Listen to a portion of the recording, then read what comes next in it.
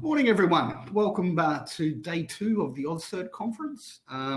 We've got our first of the session presentations today. We have Nick Ellsmore with his presentation on the case for backburning your data environment. For those who just joined us today, maybe just a reminder that Chrome seems to be the more preferred browser. So if you are having any issues, it's recommended to use Chrome. And if you do have issues with screen freezing and such, to just kind of refresh or reload the page, and that seems to be the good solution for fixing things. So yeah, you're all more than welcome to ask questions throughout. Nick will do his best to try and field those questions throughout, else deal with them at the end. So without further ado, I'm going to pass it on to Nick. Again, his presentation, the case for backburning your data environment. Thanks, Nick. Fantastic. Thanks, Aaron.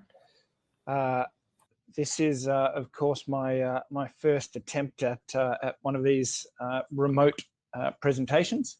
But I think after the last few months, we're all pretty familiar now with speaking into a screen and a camera. So although I can't see anyone, please do engage through the Q&A particularly, and hopefully this presentation is something that's of value to you. I'll just share this with you. There we go. All right. So for those who don't know me, my name's Nick Ellsmore. I am currently the Director of Consulting and Professional Services at Trustwave. Prior to that, I started a company called Hivent, which was acquired by Trustwave at the end of 2018, being a cybersecurity consulting and advisory firm. And going back further, was the founder of a company called SIFT, which became StratSec, and that was acquired by BAE Systems in 2010. So I've been in the cybersecurity industry now for about 20 years. I have been, I think my first presentation at AusCERT was in 2005, and was actually on culture of security and the risk of security fatigue. The fact that if we kept running awareness campaigns telling people that the world was going to end, that people would eventually tune out. So it's been a long and interesting journey. So this presentation is, as said, on backburning your data environment. This is a concept I've been working on for a while now, and I've alternated between using the metaphor around backburning and more recently on, I think, Marie Kondo's approach to cleaning, the idea that you should throw out data if it doesn't spark joy. But I think the current one around backburning probably was particularly relevant at the end of last year when I started writing it. Is less relevant now. Now I probably need to find a pandemic metaphor to really tie it to current times. So what I'm going to talk about today is really, I think, what I sort of consider the wonder drug of cybersecurity projects, which is a project that is very low cost. It actually saves you money directly, and so you're very rarely going to have any real resistance to people funding the project, and it significantly improves your risk posture. And if someone came to you and said, we've got the cybersecurity project, it's going to cost next to nothing, it's going to make you money, and it's going to reduce your risk, generally speaking, that's the sort of cybersecurity project that we're all going to sign up for, because it's pretty much the antithesis of every other cybersecurity project that we seem to be investing in. Now, the backburning metaphor. This, in many ways, is what most organizations' sort of data stores look like, and this is not good if you're looking to try to avoid a bushfire, or rather, if you're trying to manage the impact of a bushfire. And part of this is really just highlighting the fact that for organizations at the moment, we've focused so much on data retention and on this sort of concept around big data and the belief that data may somehow magically become valuable over time, that we've built up really, really large amounts of data without necessarily considering the risk that introduces, or the cost associated with that risk.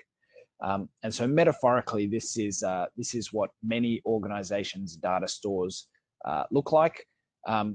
Technically, this isn't really just leaf litter. I actually think that this is a really, really extreme brush turkey's nest. But either way, if a bushfire comes through, bad things are going to happen. One of the sayings that you all would have heard at one point or another is this concept that sometimes you have to fight fire with fire. Of course, that is effectively backburning. That's that concept. Interestingly, as I started putting this together, I came to find that my understanding of backburning was significantly less accurate than I thought it was. And technically, a lot of what I'm going to be talking about isn't really backburning. It's actually a hazard reduction burn. The concept of backburning is actually that when you have a fire coming towards you, you actually start a fire to basically burn back in the other direction so that you can stop it in its tracks. From a data security perspective, the metaphor kind of breaks down if you use that pure definition, because it's like saying that you've already had a security incident, but you're quickly going to jump in and start deleting all of your data to stop it from being taken. While there may be some merit in that, I'm not sort of suggesting that that's going to be the best approach. The hazard reduction concept, or control burning, is much more relevant. And the control burning or hazard reduction concept is basically if you have huge amounts of, leaf litter and other material that would, in the event of a fire, cause real problems, try to get rid of it in the colder months before a fire starts so that you can stop an actual bushfire being much, much worse. This is really, I think, what I'm trying to harness from the perspective of data security, which is, as organizations, we've built up and allowed to occur this, this spread of data, this sprawl of data that we need to start getting under control, and we need to actually start reducing that fuel, because ultimately a lot of that is turning into data breaches and is actually costing us a lot when those breaches are happening. But I did need to have this definition in there because in case anyone was actually in the Rural Fire Service or something like that and objected significantly to my misuse of the backburning concept. And this is backburning just because you can never have too many photos of firefighters. So the simple parallel, we can't stop bushfires, but we can reduce the impact of bushfires, and certainly that's what a lot of backburning is about, or hazard reduction burning is about. Likewise, I think we are all coming to terms and are accepting the fact that there are going to be data breaches. It's not going to be possible to fully prevent them from happening, but what we can do is reduce the impact. We can also reduce the likelihood in some cases, but we can definitely reduce the impact. And so in the same way that, data is effectively the fuel to a data breach, if there's less fuel, then there's less likelihood that the breach is going to be catastrophic. Now, a lot of you, I'm sure, will come from regulated environments where, for a whole variety of reasons, there is a real concern about deleting data. And there's a real risk about deleting data that you're obligated to keep and finding out later on that some of the data that was deleted is something that is then subject to either court action or regulatory action or something similar. I understand that pain. The main sort of premise of this presentation is simply that there is a cost associated with keeping the information, not just the cost of storage and the operational IT cost, but the cost associated with, from a formal risk perspective, what you would call the annual loss expectancy associated with retaining that data. So my argument is that every record that you retain, every piece of data that you retain has an annual loss expectancy of some kind. And the more data you have, then obviously the higher that annual loss expectancy becomes. And while it's really hard to calculate it, it's almost certain that if we could calculate it accurately, it would actually change a lot of the decisions that we make around which data is stored, how long it's stored for, and so on. One of the other statements that was made elsewhere was, the data that you don't have doesn't have to be checked for compliance against GDPR, doesn't have to be released in a data access request, and it can't be subject to a data breach, which is a really, really simple message, but I think in many ways is also a really effective way of looking at this. So what's the specific data that we're talking about? When I start talking to clients about this sort of leaf litter concept, the data that has sort of dropped off and aggregated on the floor of your organization, it tends to break down to 4 groups, and these are them. The first is old backups, and they may be, old backups that are sort of physically stored on tape or on disk somewhere, or it may just be, backed up systems that have been, sort of archived off and left alone. There's a lot of databases for systems that are no longer in use. Often systems are decommissioned, but the actual databases or the actual sort of content of those systems aren't actually removed. One of the biggest in almost every organization, though, is this third one, which is exports and extracts of data sets that were once used for analysis but are no longer being used. And the reality is the vast majority of this stuff is Excel files and CSV files. And so these are files that have basically been extracted or exported from a live system, have been used for some kind of analysis. They've probably been emailed around. They've been stored on file shares. And over time, they've just been forgotten. And every organization that we work with has a vast amount of sensitive data sitting in these exports and extracts that for various reasons have been left and forgotten.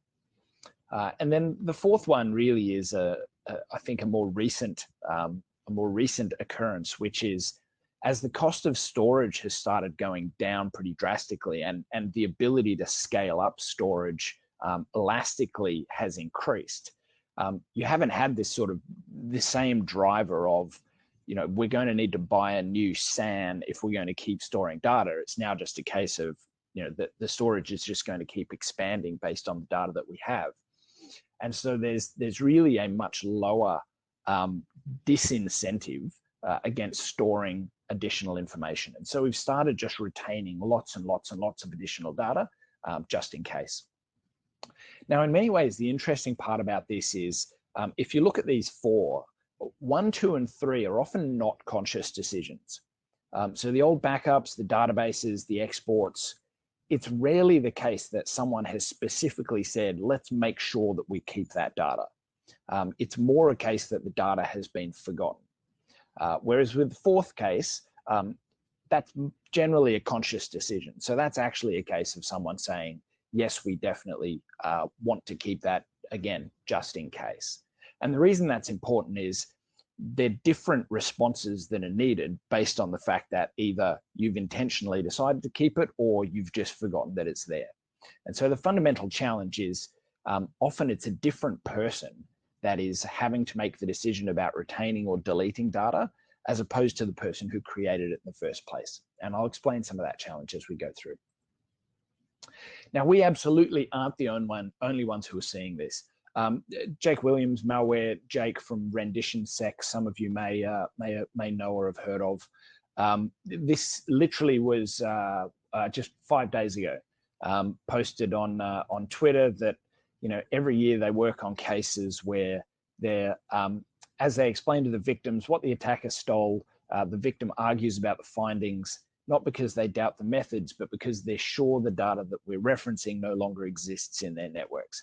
And that is exactly what we're talking about here. And we see the same thing in our incident response work as well.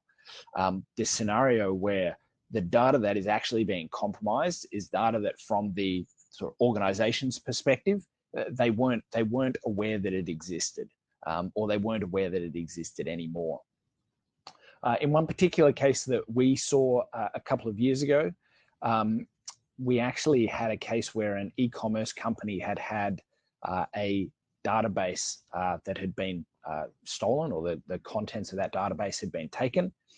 And it was a particularly bizarre situation in that the information they were fed by the attacker to try and get the ransom, try and get a ransom paid, had actually been modified from the original data that was stolen. And so a lot of effort had to go into trying to figure out where this data set came from, because part of the data set looked real and matched up with current clients. Part of the data set looked real but didn't match up to current clients. And then there was also a set of credit card data in there that didn't really make any sense, because the organization had stopped accepting or stopped storing credit card data many, many years ago. And what it turned out had actually happened is the attackers had actually tried to increase the value of the compromised data set by actually adding in a fictitious set of credit card numbers, credit card data, so that when they sent it to the organization and tried to extort them, they could purport to have a more valuable data set so that they could try and extort more money, which was, particularly creative. As it turned out, the organization spoke to the bank about it, tried to sort of cross-reference some data points, found out that the credit card numbers were fake, but ultimately then realized that the data set itself was real and came from a legacy system that they were pretty sure had been decommissioned years ago. And as Jake says, if you don't have it, it can't be stolen, which is a pretty compelling message. So the question at the heart of this concept is whether or not the cost associated with the risk of keeping the data is greater than the cost associated with the risk of deleting the data. So effectively, is the risk higher to have this legacy data than it is to delete it and run the risk of falling foul of some retention requirements? It's a difficult calculation, but ultimately, if you accept that there is a cost on both sides of this transaction, then it does start leading us down a path of trying to say, okay, so we really need to start evaluating it much more accurately and much more meaningfully than we have in the past. Now, the next section, the next few slides I'll run through are actually some example breaches. And I think it's important to contextualize this by saying that there's no blame, attribution, guilt, or anything else implied in this. As the 16th century reformer John Bradford says, there but for the grace of God go I.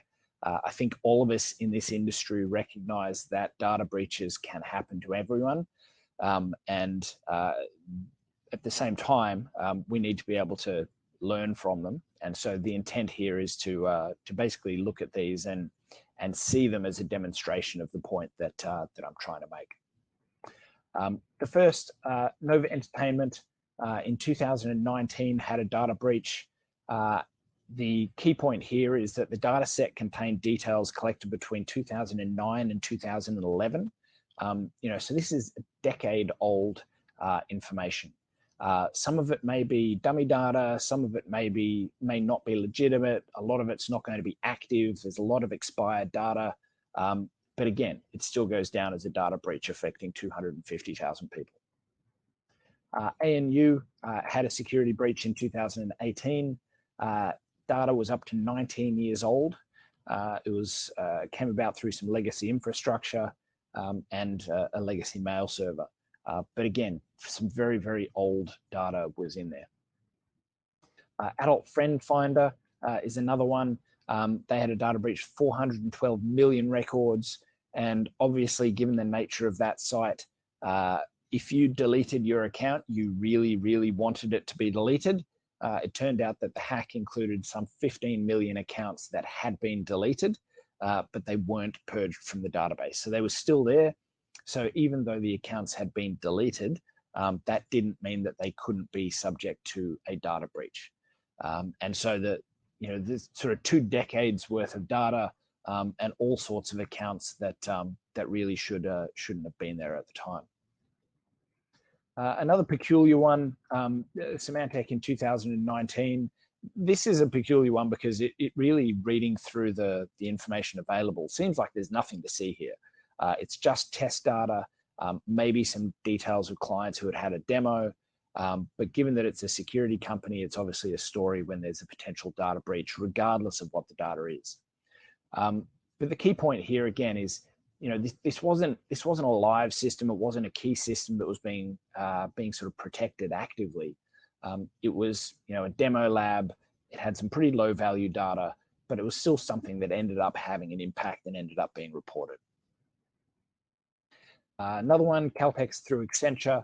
Accenture had some cloud-based storage servers compromised, and Caltex ended up being caught up because they had provided some sets of dummy data across a couple of years before to actually test out the platform.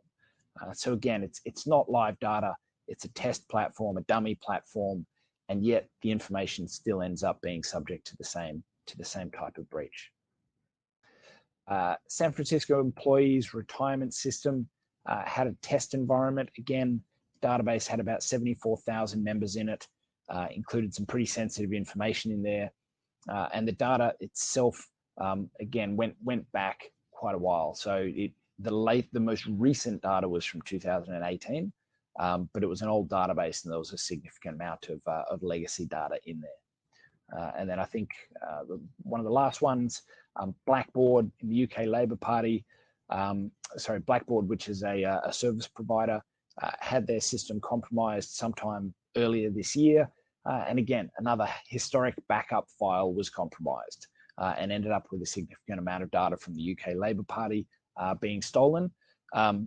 The communication that went out around this is, from my perspective, particularly amusing in that it tells the affected users that the ransom was paid and that the data has been destroyed, and so there's not really an issue anymore. The fact that we're actually relying on the assurances of the people who just stole our data and extorted us to tell us that they've deleted the data, I think is not necessarily a great philosophy. In fact, the last one, so Instagram and Twitter, of course, have both also had sort of security issues raised where they've had this situation where they're retaining data after that data has been deleted. And so all of these really are just referenced to highlight the fact that this sort of scenario that I'm talking about non-production or about unneeded or about backup data, legacy data, old data, the leaf litter in your organization being subject to a breach and causing a problem is very real.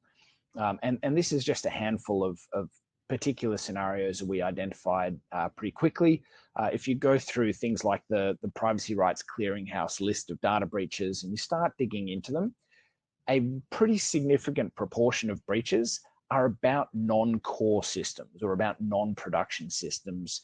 They're about data sets that probably didn't need to be there a lot of the time. And then closer to home, of course, earlier this year, Scott Morrison gave his press conference about the copy-paste compromises. And one of the lines in there was this: the attacker has shown an aptitude for identifying development, test, and orphan services that are not well known or maintained by victim organizations. Now, technically, this isn't about the data. This is about the systems, the compromise vector. But it's a similar issue. Basically, as an IT industry and more broadly as a society, we focus so much on the next thing that we haven't really come to terms with what's involved in effectively decommissioning the last thing and removing the data that goes along with it. And the reality is that if you think it's hard to get a budget for securing your new systems, trying to get a budget for securing systems that aren't used anymore is genuinely nearly impossible. So as Notorious B.I.G. said, "Mo money, mo problems." I would argue that it's also the case that mo data, mo problems. Most organizations will have a clear desk policy, but not a clear file system policy. So we end up with this sprawl of files and this amount of data that is subject to a potential breach. We went through a phase where big data was becoming very popular, and people would say data is the new oil. Well, I think we're starting to hear now this concept that data is actually the new uranium. It has value, but after it's used, it's a nightmare to store it securely, and it's toxic. And I think that's a pretty healthy way to look at it. Another way to look at it is this, which is the value versus the cost of the risk of storing the data that I spoke about earlier. And the argument that I'd make is data loses its value over time to your business but the cost associated with that risk is static. Or the other way to look at that is the value to an attacker is pretty static over time, whereas the value to you goes down pretty quickly. And a really simple example is if you have a record of my last 3 places of residence, that doesn't really help your business a lot. You need my current place of residence so that you can send me bills and you can send debt collectors to find me if I don't pay them. But the historic records don't necessarily add value to the organization. Whereas from an attacker's perspective, that information is quite useful for any attempt to stealing an identity.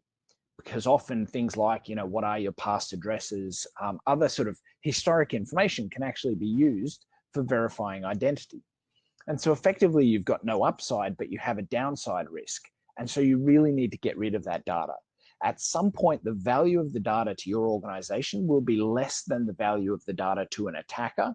And at that point, you're really in a troublesome place if you're storing that data for a long time. A guy called John Callis, who's a senior technology fellow at the ACLU, the American Civil Liberties Union, actually wrote about this as well. And the way he described it was this. It's very articulate. He says the cost of keeping data are higher than you think and the benefits are lower. There's a chance it will be useful, but there's a chance it will be harmful, like being lost in a breach or subpoenaed in a lawsuit, which is another interesting angle. But the chance it will be useful goes down over time, but the harm value stays the same. If you lose the address somebody lived at 5 years ago, the EU doesn't care that it was inaccurate data that you didn't want and wasn't helping you. Losing it is still losing it. At some point, those lines cross and you should toss the data before they cross. And it's a really, really important point, again, just to have this understanding that there is a value to the attacker or a cost of keeping it, as well as the cost of the value that it creates to the business. Of course, in theory, that's all pretty sound, but there's a reason there are no numbers on this diagram. And that is there's really no particular science to doing these calculations. And of course, not all data sets are created equal. The other challenge that we have here is the average job tenure in Australia is 3 years and 4 months, whereas the average data retention obligation is, as it says on the slide, lol, good luck, have fun. It's complicated. The data retention obligation ranges from 7 years for company records to 7 years for fair work, 5 or 7 years under the ATO, 2 years for telco data, no longer than necessary under GDPR, 6 years for HIPAA, indefinitely for certain financial transactions, 5 years for credit reporting, 2 years under the National Credit Code, the lifetime of the security under PPSR, and 3 months for lotteries data. And then the start of that varies from the creation of a record to the end of a transaction, to the end of a financial year in which a transaction happened, and so on. And so the point being that there really is no average data retention obligation, and identifying what those obligations are is actually really, really hard. And so you've got this situation where you've got staff who are on average turning over every 3 and a bit years, and data retention obligations that often run for 5, 6, or 7 years, which again means that the person who is having to decide to delete data wasn't there at the time the data or the system was created, and so they don't actually understand the context around it. Which really necessitates that whenever a new system is built, whenever a new data set is created, whoever is building it or designing it at the time really has to build in with crystal clarity when data can be and should be deleted, because they're the person who are actually in the best position to have that information. Now, when we're looking at the data being stolen, there are a number of different types that get stolen, and I'll skip through this because this is reasonably straightforward. I'm sure everyone here has seen some of this data before, so there's a lot of information about the value of records on the dark web. Now, my recommendation is always to take some of this data with a grain of salt, because the reality is this isn't a hugely transparent market. And although you can see what people are asking for stolen data, you can't necessarily, verify that that's actually the amount that people are paying. Things like patient records are really going to vary in value based on who the person is. Even things like social media accounts. A hacked Twitter account. The hacked Twitter account of Elon Musk is probably worth more than $49. The hacked Twitter account of your little sister is probably not worth $49. So these numbers really, should be taken with a grain of salt. But the key point is that there is a value. Now, whether that value is $1 or $15 or $1,000 obviously has an impact. But if we accept as a starting point that there's a value, then it leads into some really interesting questions. And the main one is this, which is, if you have a certain number of records, files, data points within an organization, then you, in theory, can sum that all up and come up with the amount of value that you're protecting. And if the value of those records is greater than the cost of compromising those records, then bad things are likely to happen. And so what that breaks down to is, it's the simple, if you have $1 million in cash and the cost of stealing that cash is $1,000, then you're probably going to have a bad time. And in many ways, looking at data protection in the same way and figuring out the value of those records to an attacker is actually an interesting way of considering how you can then balance out that cost of compromise. Now, one of the challenges or one of the interesting pieces here is, how do you calculate that cost of compromise? So one of our clients has a really, really good approach to this, which is they actually use a bug bounty program. And they use basically the cost of we'll call it a sort of severity one or a high impact compromise as the indicator of what the cost of compromise is. And what you actually want is the cost of that to go up over time. And so even though that's a cost that you're paying, what you're effectively doing is trying to manage that cost so that you get a consistent number of compromises. So for example, you want to say, our aim is to have one high-end compromise vector identified every year or every 6 months. And so if you start out and you say, we'll pay $1,000 for someone to give us that vector, and you get 10 of them, then it tells you you've got a lot of problems. Once those problems are fixed and you don't get any more notifications at $1,000, it's effectively saying that it's not worth someone's time to identify that compromise, because it's going to take longer than that. It's going to be more complicated. So you increase it to $10,000. Now at $10,000, a whole group of people are willing to spend more time on identifying those compromises than they were before. And so they're now going to come back in and conduct the assessments. And so maybe you start getting them again. And then after a while, all of those ones have gone and they're not there anymore. So now you make it $50,000. And so what you can actually do is use that value of how much it costs you to get a high-end, tier one compromise of a system or your organization through a bug bounty program as a mechanism to actually demonstrate what the cost of compromise of your organization is. So then you can basically look at what that looks like versus the value of the records that you're holding, and you can actually start to do these calculations, which means you can actually then start to identify whether you have a problem.